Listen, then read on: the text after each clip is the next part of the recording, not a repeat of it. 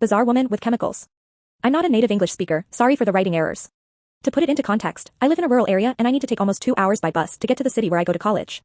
On one of those days, on the way home, I was just sitting in my corner on the bus listening to music on my headphones. I usually even sleep because it's kind of far away. Anyway, we were on the route when in the distance we saw a woman on the road signaling for a ride.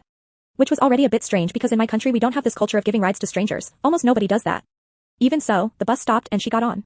She must have been about 42 years old.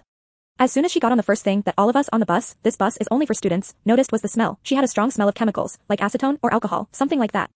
Her hair was also soaked with something. She asked the driver where he was going. He replied, from what I understand she wanted to stay at a destination further away than our city, but she was going to take a ride there.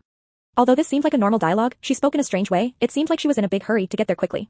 She had several empty chairs, but she sat next to me and that was really weird. From then on, I spent 1 hour of much tension until I arrived at my house.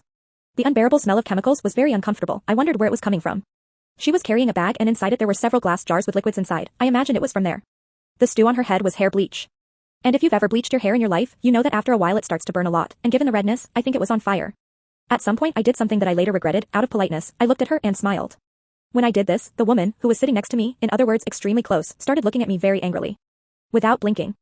For a long time. When I say a long time, I'm telling you that she didn't take her eyes off my face for a second. Even though I was visibly uncomfortable. Everyone on the bus was looking at it, because it was fucking weird. And I'm not exaggerating when I say that she stayed like that until we arrived in my city and she came down. I thanked God when she left. I really thought that at some point she was going to throw some liquid like that at me.